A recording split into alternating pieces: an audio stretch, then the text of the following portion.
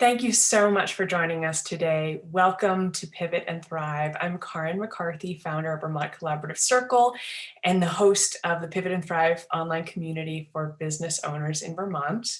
We are dedicated to bringing people together to make better, more informed decisions about operating a business in Vermont so that we can make Vermont the place where businesses and families thrive.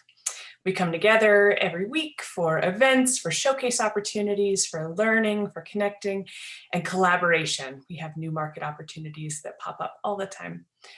We are so excited for the opportunity to connect with Ferene Paris Meyer of All Heart Inspirations, who is just a rising star. And I'm so excited for you to have the opportunity. A few weeks ago, she was a guest on our Pivot and Thrive interview series, and I'm so excited to continue the conversation and have her help us connect our stories in a heartfelt way and help us understand how we can tap into our passions and help use our stories to connect with others with intention. Before we begin, I'd like to acknowledge the Abenaki people on whose land we're coming together to watch this workshop, and recognize them as the past, present, and future caretakers of this land, the Dawn Land of Vermont. Thank you so much for joining us, Ferene. It is such a privilege and pleasure to have you lead us in this workshop. And we are offering this as a free workshop, and I will drop a link in the chat. We do encourage donations. Ferene's work is incredible, and she is going places. So any way that you're able to help and contribute on her journey, she is doing incredible work in the community, and I hope that you'll contribute. So thank you so much, Ferene. Welcome. Let's get started. Thank you. Hello. Happy Friday Eve. I have reframed Thursdays as Friday Eve to kind of gently allow myself to transition into what the weekend can possibly offer, sweet moments of joy and connection and rest and just slowing down for a little bit. But it's an honor to be here. As Carin shared, Ferene Paris Meyer, I use she, her pronouns, and I am the owner of All Heart Inspirations. And my intention is really simple.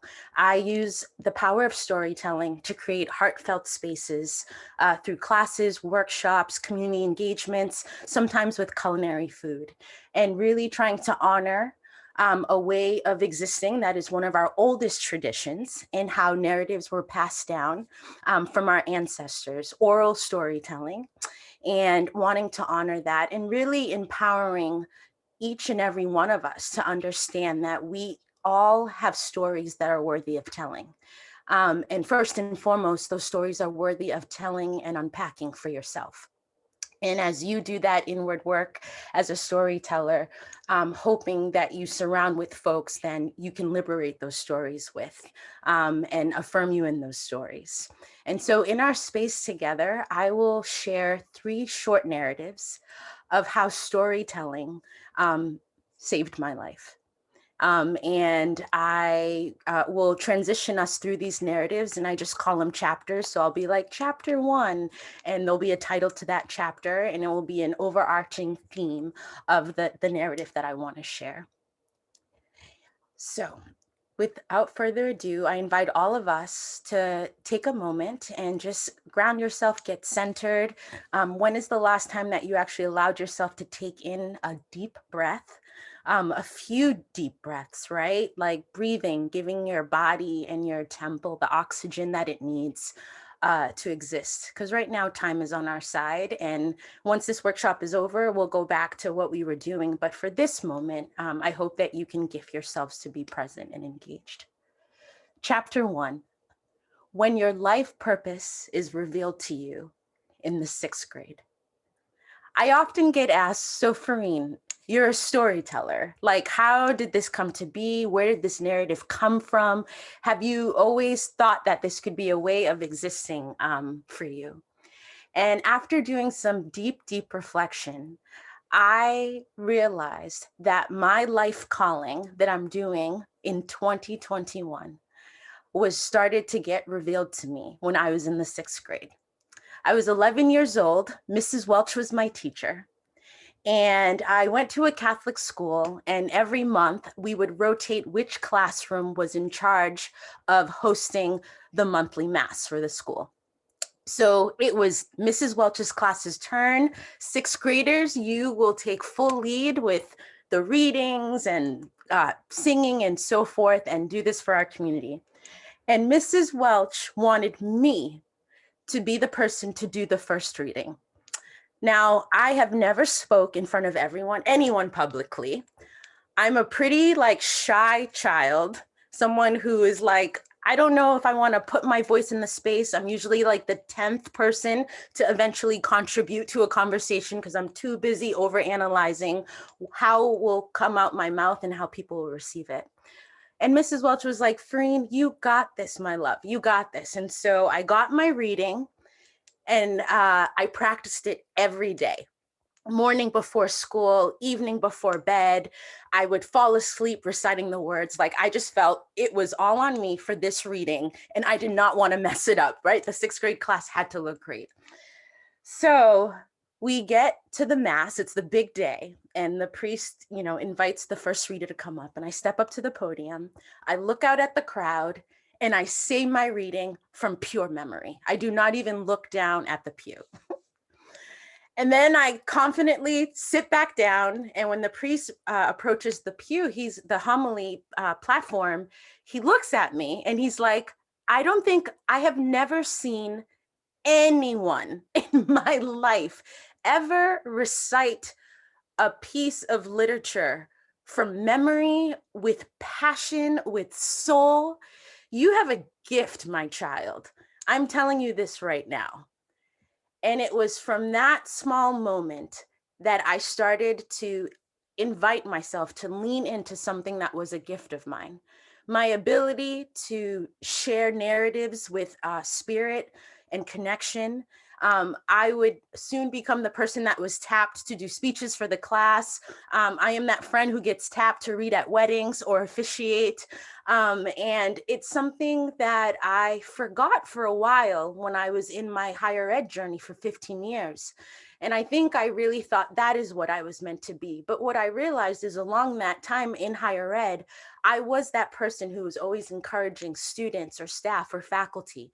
What is our story? What are we trying to tell? How are we creating spaces for folks to unpack their lived experiences?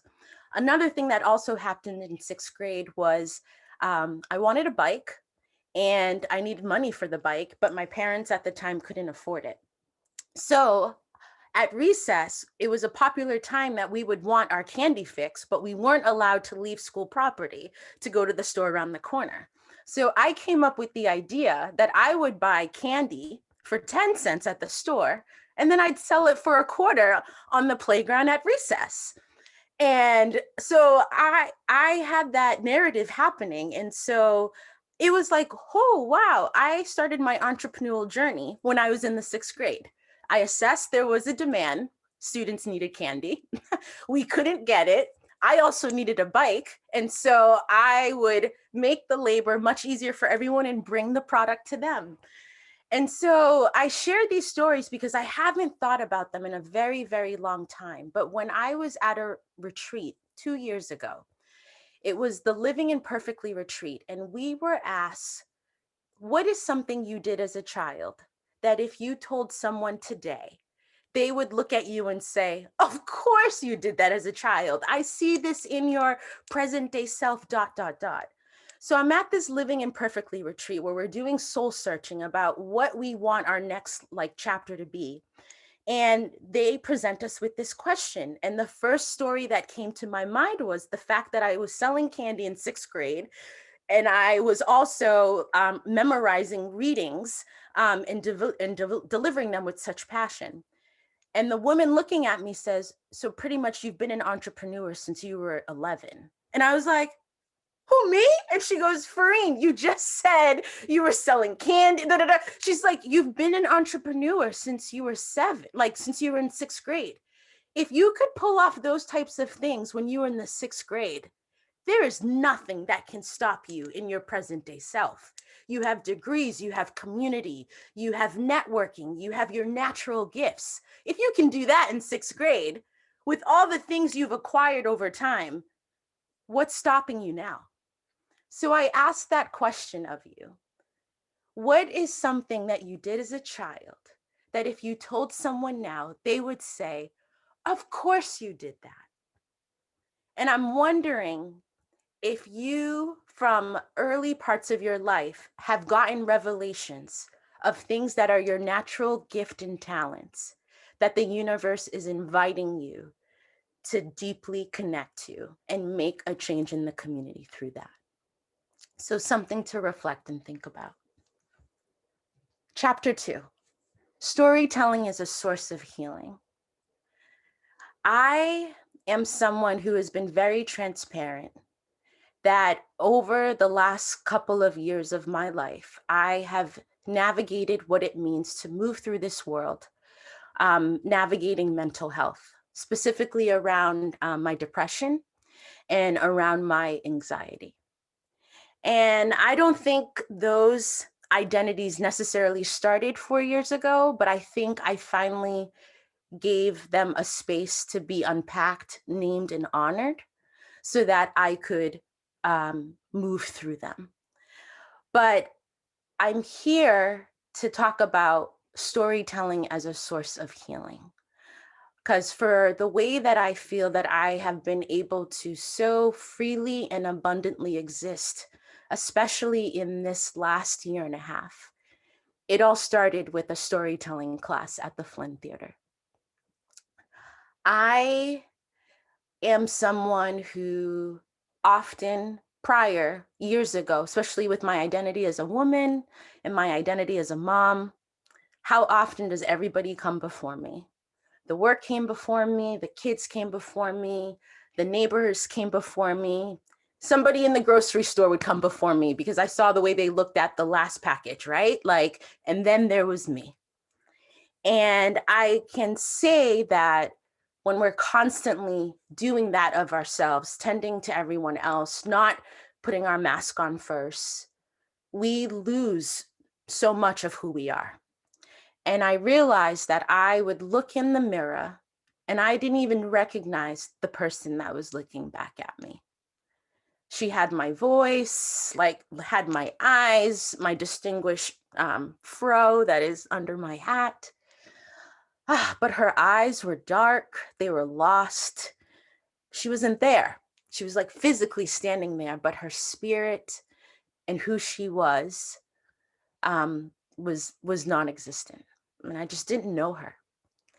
And I finally wanted to start doing intentional, tender things to deal with my struggles, to deal with what I was processing in life. You know, I started therapy. I went on wellness retreats. I completely shifted the way that I was eating, following a ketogenic diet. I took time off from work. I would take these medical leaves to kind of take time to recenter myself.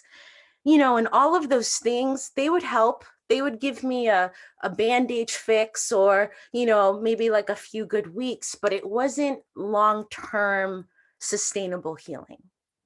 And I remember being invited to go to a storytelling performance at the Flynn Theater. And I remember sitting in this class. And so these students take a mock storytelling class, and then they get to do a performance for their loved ones. And so a friend invited me to come see her performance.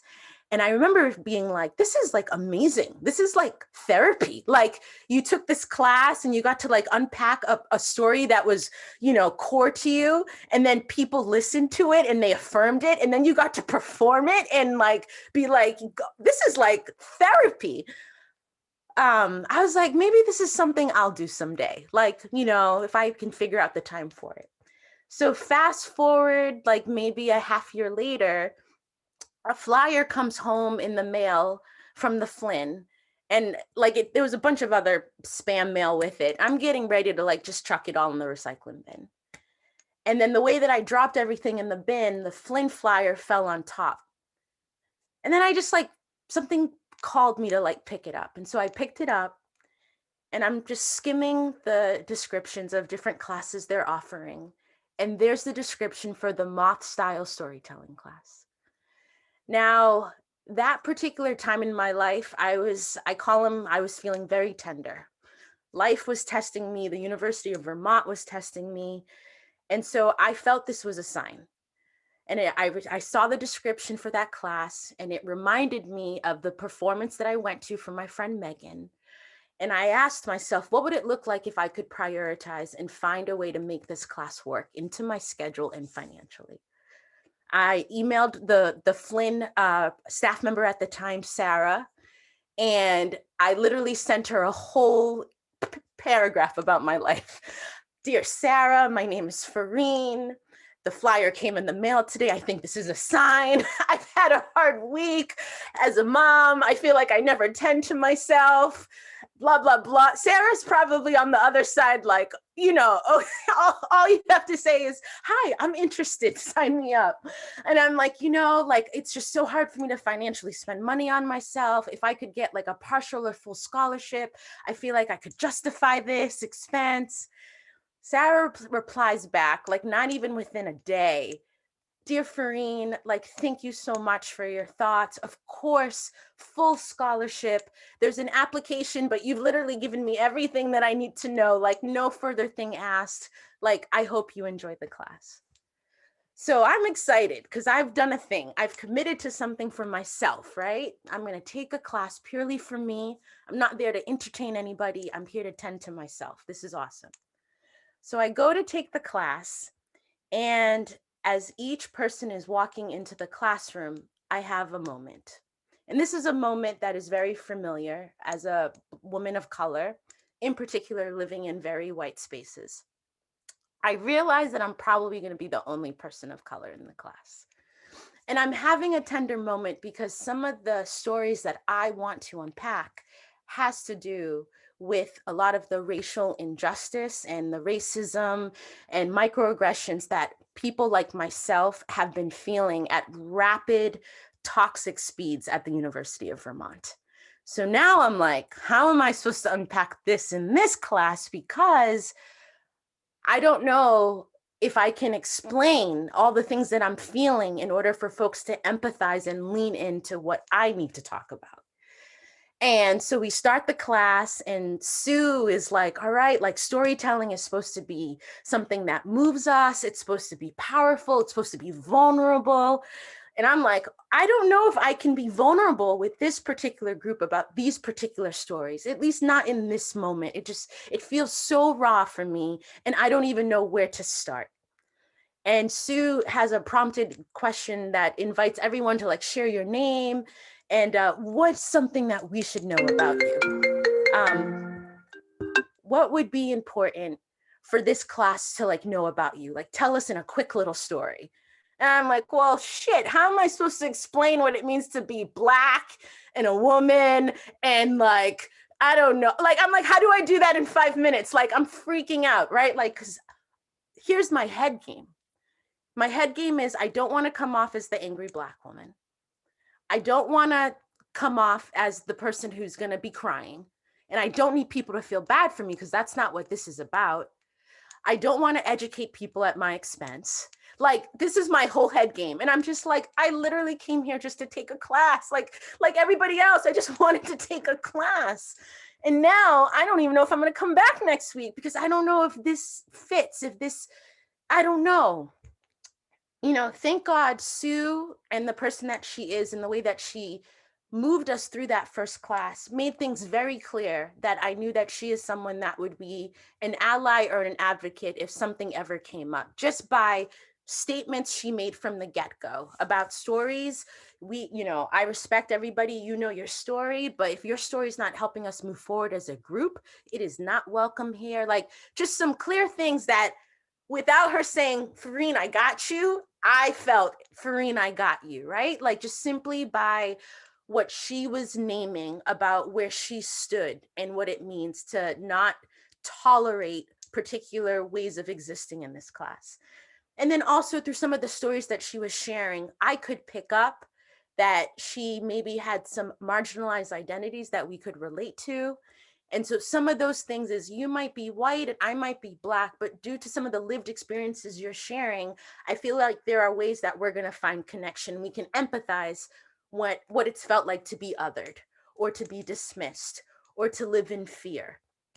And so I did stay in the class. And after unpacking it with my therapist, she told me at the time, I was like, I don't know if I want to go back, Jen. And she goes, well, Ferene, when we are the only person, or when we feel like we're in the minority with something, there's a variety of different ways that we can react to that or respond. She's like, what if you are the only person of color in this class to shift what the Flynn needs to do around their commitment to people of color, right? Like, if anybody could possibly get them to change their ways or rethink some things, she's like, it's you.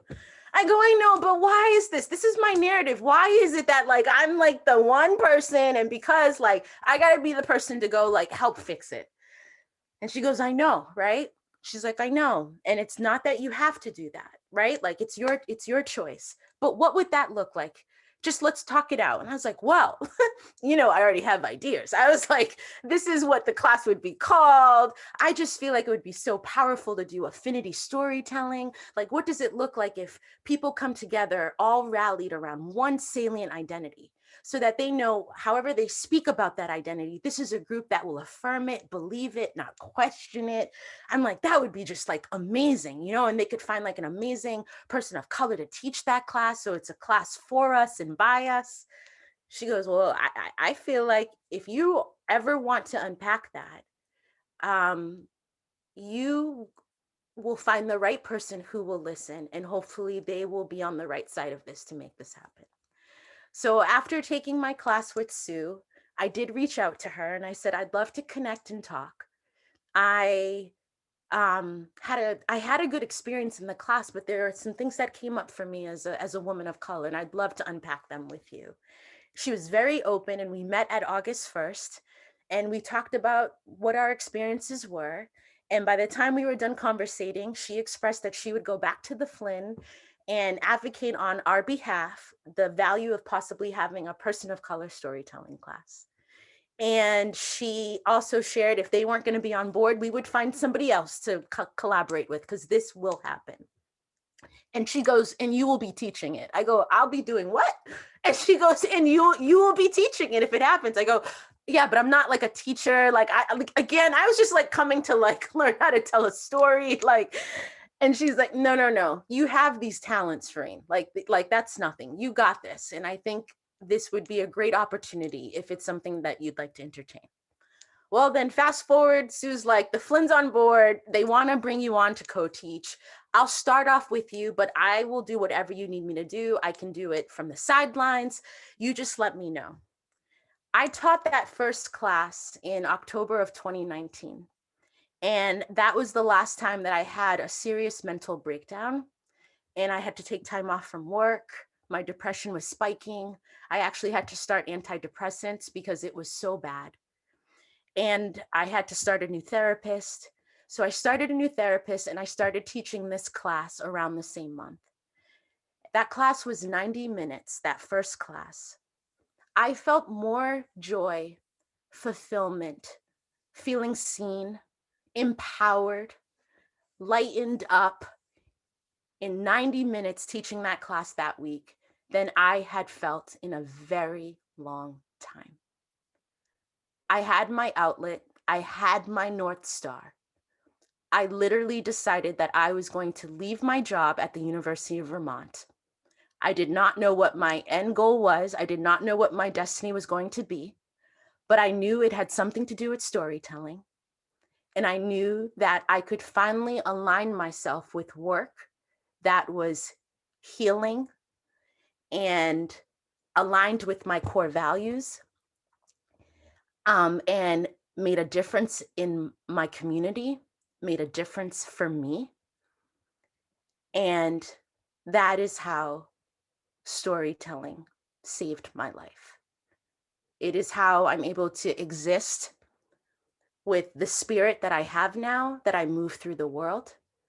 When we create spaces and time to name and honor and reflect what we are personally holding, our narratives, that is when true healing can happen. It allows us to see our full worth. It allows us to celebrate our existence. It allows us to prioritize us, which is the most important relationship. So much abundance can happen through storytelling. And I'm so thankful for the Flynn giving me an outlet that allowed me to process all the things that I was feeling when it comes to some of my different identities, being empowered to speak my unapologetic truth. I do not take it for granted that as a Black woman, people pay me now to speak, when for so long, the jobs that I had wanted me not to be as loud sometimes, or not to speak, or it dimmed my magic because of its toxic white supremacist ways of being. And so to be a storyteller is so liberating. And I wake up each day doing what aligns with deep fulfillment for me. So chapter 2, storytelling is a source of healing. From my last chapter, I want to close with, you have stories that are worthy of telling. I would have not been empowered to do what I do today if I didn't have folks around me reminding me of my worth. I often say that to truly love someone, you remind them that they are magical when they can see it, but especially when they can't see it. And so for my soul and for my healing, it was so great when I was so ready to give up, because I really convinced myself that I was failing at the work that I was doing at UVM. And it wasn't me. It wasn't like, it was the job, the position I was doing was not sustainable with the resources that I was being provided, And so I'm thankful for the friends and the loved ones that would quiet out the noise, would quiet out the anxious thinking, would quiet out the imposter syndrome when those things would creep up, would amplify my light when I was working so hard to extinguish it with my own self-doubt and so forth. It's amazing what we project on ourselves. Why have enemies when we talk to ourselves the way that we talk to ourselves sometimes, And so to remind ourselves and each other that we have stories that are worthy of telling. Every day we are moving through life, existing in various spaces. And when do we take the time to stop and process what's going on? Who you shared a meal with that day, who you spoke with on the phone, the book that you're writing that will come out, and what does that mean? The new business that you've started and the lives that are being impacted, right? There are so many small moments of us actually doing this thing called life right, or at least doing it, right? We're still here, we're waking up each day and we're doing it. And so how are we honoring that? And I want to invite us to think of your own action plan of what are you going to do to uplift and empower your personal stories more. Starting with maybe a commitment to self and unpacking that with yourself, and then moving forward to maybe then it's, inviting 3 friends to do a storytelling Zoom call with you. Hey, college friends, let's reunite on a Zoom and let's all pick a memory that we remember from college, and what did we know then and what does that tell us now? You can create storytelling spaces whenever and however. You literally need just one person to start. You need a book to write in or something to type on. And then when you're willing and ready, because your telling of your story is first and foremost for you, but when you're ready to gift other folks with that, then you tap someone else to join it with you. Maybe it's a phone call, maybe it's a quick FaceTime, maybe it's a small group. Maybe it's in the work environments that you're in. And for a staff meeting, you switch up that the check-in question should start with inviting folks to share one passion that is on their heart, or like, what did you want to be when you grew up? There's so many different ways to do this. It doesn't have to be done in a monumentous way. It just needs to be, it doesn't have to be monumentous, right? It doesn't have to be big. It just needs to be done with intentionality, a little love poured into it. Again, creating spaces for people to affirm. And so I wanted to invite you to type or write out 24 hours, 1 week, 1 month, 3 months, 6 months, 1 year. So that's the timeline I'm inviting you to use as your framework. 24 hours, 1 week, 1 month, 3 months, 6 months, 1 year. And this is a practice that I picked up at the Living Imperfectly retreat that James and friends shared with us. And when we were invited to focus on a particular thing that we wanted to see manifest, we were invited to then map out, how are you going to commit to achieving this? What are you going to do in the next 24 hours to start working towards this goal? And then what are you going to do in the next week? What are you going to do in the next month? And then in the next, 3 months? And it was kind of like your guide to be like your accountability. And so the framework that we're wrapping our minds around tonight is, how are you going to empower yourself to share your story more? How are you going to empower yourself to share your stories more? Stories, because we are made of so many. So what could that look like in the next 24 hours? Maybe you'll reach out to a friend, or you'll process with somebody this workshop that you've sat in today. And you'll ask them the question, what is something you did as a kid that if you told me now, and then you'll share with them your answer. Maybe that's one commitment in the next 24 hours to telling your story more. In the next week, what are you going to do? Maybe you'll find some guided prompts, and you'll say, like, in the next week, these are guided prompts that you want to answer, one each day, or one each Monday for like a month, right? Like, so what are you going to do in the next week? And then in like the next month, right? Like, what is the next phase in you continuing to empower yourself to take up the space that you are worthy of, to share your stories, and also start engaging folks in sharing their stories?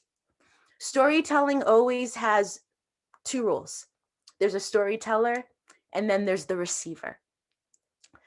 The person who's storytelling might be the person sending the email with the story, maybe sharing a blog they wrote, or audio storytelling. And then there's someone on the other end that receives that gift, either through listening to it, or by reading it, or however it is that they receive your story.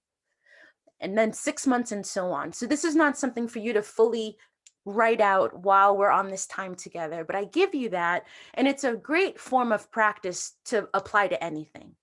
When I was at that retreat, I came up with my action plan of how I would allow myself to be a full-time storyteller.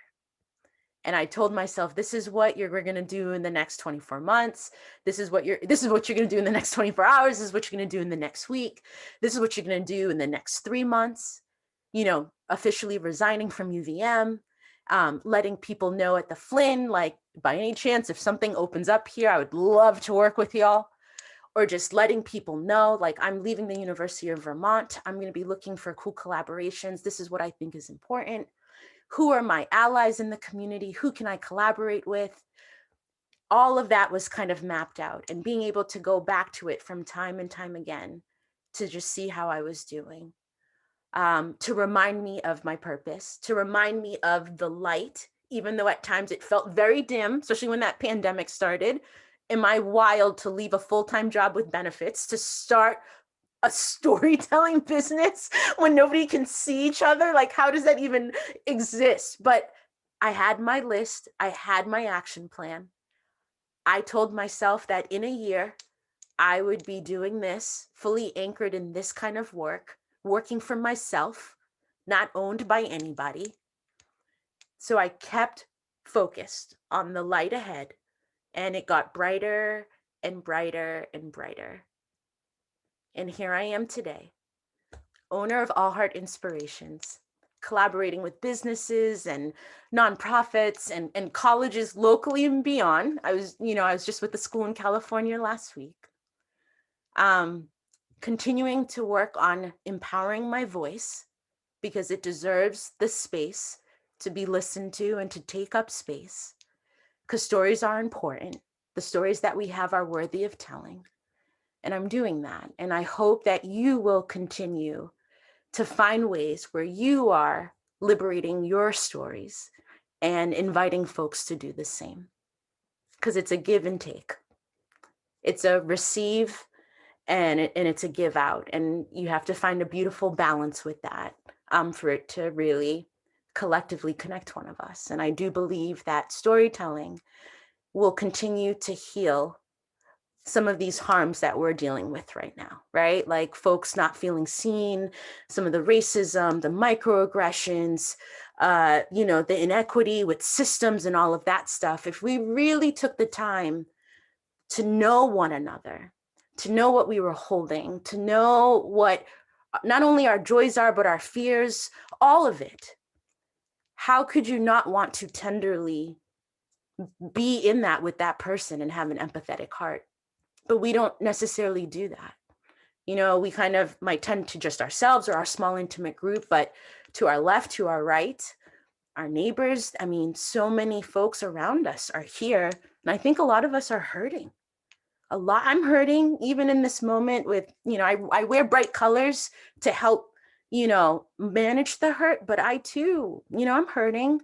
We're exhausted, we're tired, we've been navigating a lot. And then depending on the identities that we hold, some of that is even more amplified.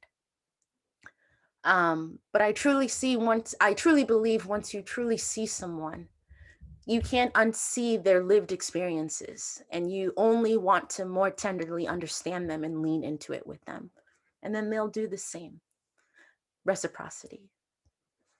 And so with that, I'd love to pause and open it up for just collective wisdom. I deeply appreciate being able to spend some time with y'all and engage with y'all, but I'd love to know what's on your minds, what's on your souls, some of the questions shared, stories, what came up.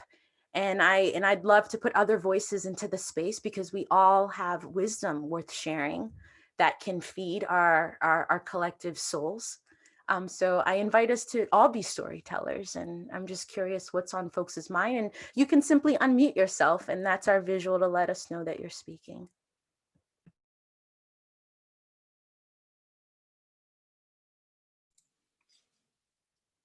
I just want to first say thank you so much, Ferene, for sharing your stories with us and the inspiration to connect with people with intention and see each other. And our experiences are different, but we can hold space for each other and with intention, start conversations that help people to feel seen and heard and hold the space in a way that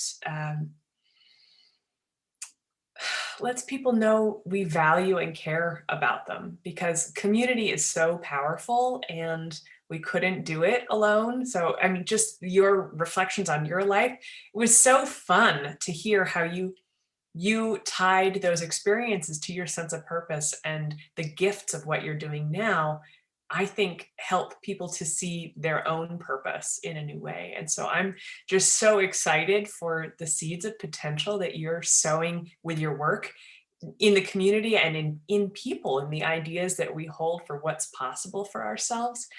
I'm just so deeply grateful for you sharing with us today. Your question, I think my attention is drawn to the questions that we ask each other. We might say things like, "How are you?" But we don't leave the space, or "We should get together for lunch sometime." And not that anybody gets together anywhere, The ways that we create invitations for connection sometimes don't lend to truth or reality. And so I would love to hear or think about ways that we can show up for each other in a more meaningful way. You're reminding me of a poet that I love, Queen Wahid, and I can't remember the words verbatim, but there's a piece that talks about, like, some folks, when you share their story, they they do this, but others, when you share their story, they literally literally fall into you, Yeah. right? And so you're so right about, like, even the simple question, like the how are you, it's so, and we answer it with I'm fine, and you're like, I'm not fine. You walk away being like, I'm not fine, so sometimes my partner will tease me. I'm like, don't ask me how am I. It's like, I don't know, like, ask me, like, what's the color of my heart today, or like, what are you feeling in this moment, something that is inviting a little bit more of energy on my end, but also that's such a sincere question that you deeply do want to hear what I'm saying, And so I really feel like we could totally reframe some of those introductory, like when we're crossing paths.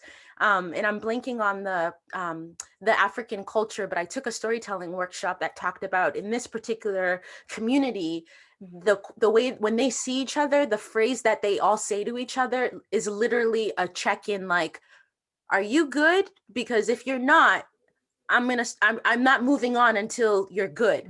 And so I forget what the actual phrase was, but like, that's the whole, it's like, that's the assumption. Like, if I'm checking in, like, I'm not going to move on until you let me know, like, you don't need anything. And I'm like, wow, like, what a way of that feels like in that particular community, to feel like I can possibly share if I do need assistance, and not feel, because we're all about that. We're about that collective care. Thank you.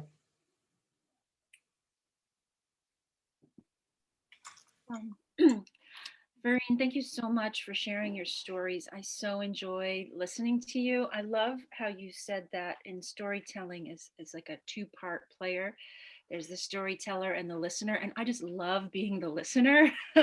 I love telling stories too. I've been really immersing myself in how to interact with my audiences by storytelling, but I just love listening to stories. Like, I love getting the Audible app and just listening to stories when I'm doing stuff. When my family wasn't home, when we weren't in quarantine, I would clean the house and listen to stories. I would cook dinner and listen. I just wanted stories running in my head all the time that weren't my own.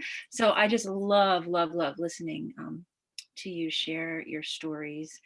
And you are inspiring me to think, oh, how could I host like some kind of just storytelling sharing? Because, I think one thing that we listening is hard, right? I think that sometimes as our culture, we don't listen so well, or we listen superficially. And I think the more that we listen to people and their stories, we build that empathy. And I think it's such an important thing. So I just love what you're doing. And when you spoke to how, when you embraced this practice of storytelling, you felt like you were in your purpose, and like these other issues you'd been dealing with sort of fell away. I thought, yeah. And lately I've been thinking, if we could just, the more we see people like you, like embracing the thing they love to do and really living it and breathing it, I think that's a huge piece in these issues that we're dealing with sort of falling away. When, like, racism, like, gosh, if people could just listen, that's a huge piece to like that falling away. And the more people are really embracing their passions, I have this theory that that more of those problems will start to slip to the background when we're passionate about our work.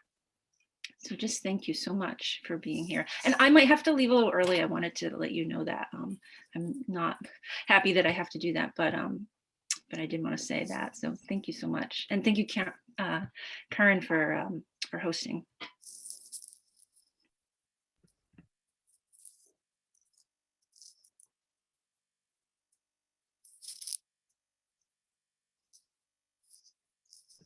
Kim, were you going to say something? You're unmuted.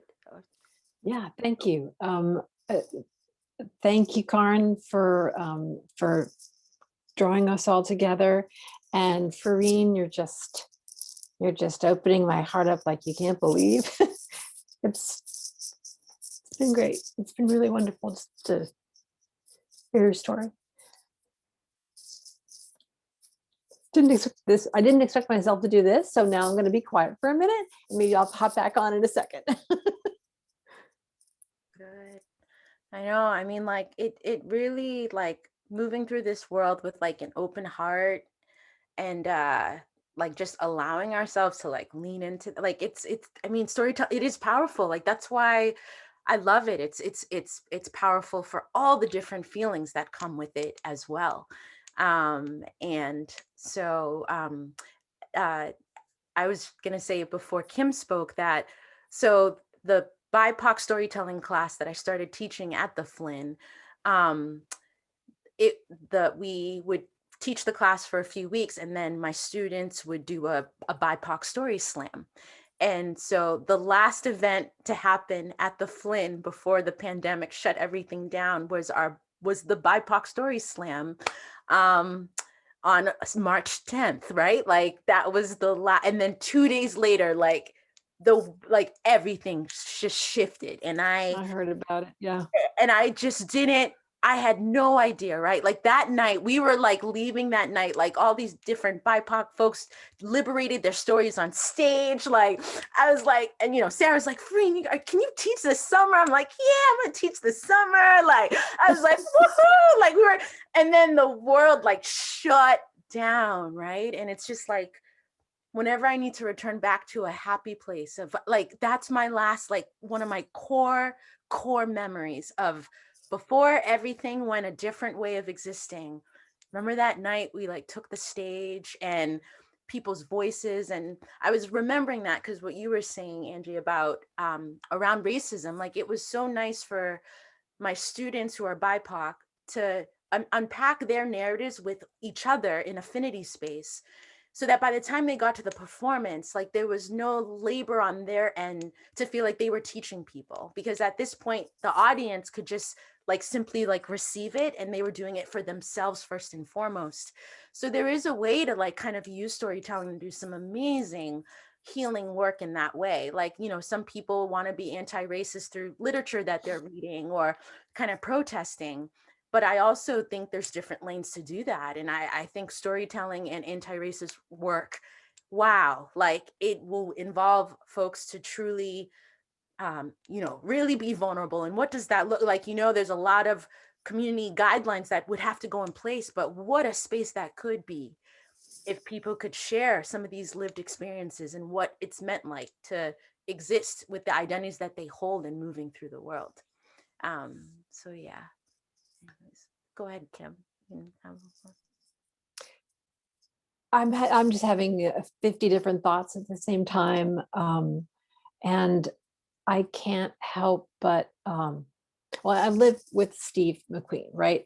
Who's artistic director of the Flynn. And so I've watched over the last year as he has reacted from his role there to everything that's happened with the pandemic in terms of everything shutting down. And I had heard about that night that you describe on March 10th from a number of different people. And what I started doing to Steve constantly until I learned to stop was to look at him and to ask him, what do you think? What do you think is going to happen? When are we going to be able to open up? When is the stage going to be able to open up? When are we going to be able to be together again for storytelling types of experiences and all performing arts? When is that going to happen again? And I finally stopped asking him that around early summer, and went into hermit mode, which is where Karin found me midsummer. Because I've been doing my own little kind of hermit thing at the house, writing, meditating. There's a lot of this pandemic that has not been too bad for me. just personally in terms of getting time and space to just be, to just chill out, which wasn't possible for me professionally before COVID at all. So I think what I'm working my way towards putting out there is, I don't want to put you on the spot the way I did Steve for so long, right? And by the way, I've also kind of lost track of time myself. So now when I think about my own rest of the year coming up, I'm not able to plan any of that in the way that I used to, right? Because everything's changed, right? And my job has changed, and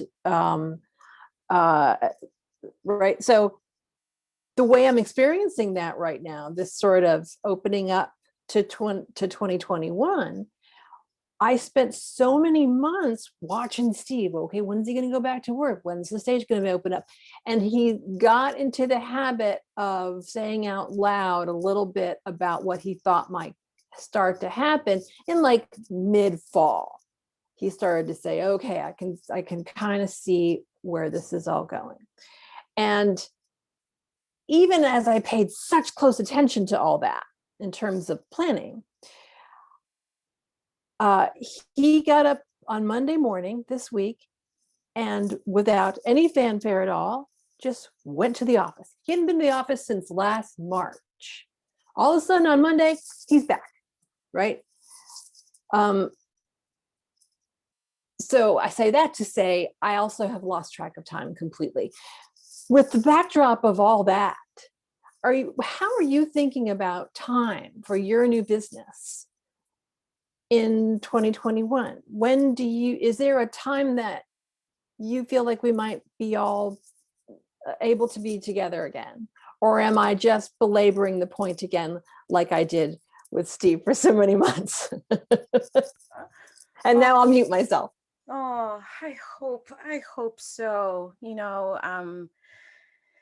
I think with weather, in our site again, I am just hoping that we will at least get some shifted guidelines that at least like circling up outdoors can happen. I'm really excited. For example, I have an upcoming opportunity with the Burlington City Arts. And so they're moving forward with their schedule about, weekly events that they hope to do. And one of them that I'll be hosting is Tuesdays at 5 p.m. from City Hall Park. It's called All Heart in the Park. And I will open up with some opening remarks, some curated storytelling, and then hosting a little open mic around a theme that each week will have that folks can join me on stage to respond. I'll also be selling some of my Haitian products right there too. So it's like a one-stop all. You get storytelling with Ferene, you get some of the Haitian products. It's right in the heart of the city, down in the park. I'm hoping those kind of things, like, I'm planning with Whistling Schooner, that company sailing. We have some storytelling sales that we already are planning for Juneteenth weekend, for Black Vermonters, and so I see people being like, let's just at least try to dream and innovate with some of these outdoor spaces that we know we have access to. They're beautiful backdrops. So I want to be hopeful and optimistic. Vaccines are coming in, people are getting them done. I want to hope so, because collectively our mental health desperately needs it. I'm so fearful of what this isolation can continue to do to the collective spirits of our community. We need something, like, even if it's like only 20 people can be in the park, then we rotate them so that it's a different 20 people every Tuesday. But like, you give people something that can be their, like, that we're waking up and we're still doing this thing called life. And there's outlets for me to at least enjoy, even with just like one other person or one other household, right? Like, what would it look like if we were just gifted that it was okay to immerse yourself with just one other household? So that's what I'm hoping for. Ferene, I feel like that is just a beautiful segue to your work is a gift. It's something that our community really needs. And this space that you've created and shared with us today, I feel resonant and invigorated just sharing this time with you. For those of you who haven't tried Ferene's food yet, she's an incredible maker. I had the privilege of sampling some of her pickles, which are amazing Haitian slaw, spicy food. I haven't tried the rum cakes yet, but they are very high on my list of how do I get them. I sent Okay. rum cake for Kim. Steve should have brought you home. Oh yeah, it was amazing. And I had never met you. I had heard your name a couple of times and I had never met you. And I ate that and it was like, I got a gift. She sent me a gift. I have a new friend. Look, she made me this. And it's amazing. So and Ferene's work has beautiful, heartfelt notes on them just to help people feel connected and nourished, both in the food, but in the way that they're receiving it. So thank you for sharing your time, for sharing your talent and inspiring us. The idea that we can use our strengths, what makes us special, the unique experiences that we've had to share with the community and create something new with intention. I just feel like that is such a powerful provocation. And if we can show up with intention and share space for each other with each other, I think that that is going to be such a powerful source of community and connection. And so thank you so much for creating this opportunity for us.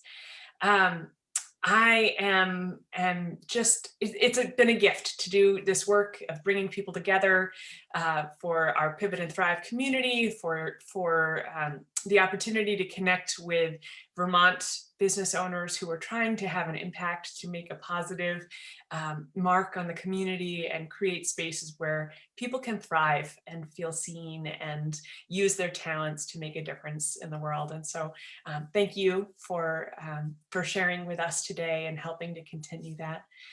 We have some exciting events coming up. On Tuesday, we have a workshop on resilience with Rachel Fitch. On Thursday, we have a Pivot and Thrive interview showcasing Janice and Jason Rank of Frog Hollow Farms in Hubbardton, Vermont, talking about local food. And we also have a baking workshop with Red Poppy Cakery. Janina is going to show us how to make key lime pie, little tartlets, and I'm really looking forward to that. So I'm just so grateful, Ferene, for you sharing the time with us today and for sharing your stories. They're powerful, and for the invitation to connect with ours. Thank you. Thank you. Thank you both. Thank you. Thank you. Take care. Thanks everybody. See you soon.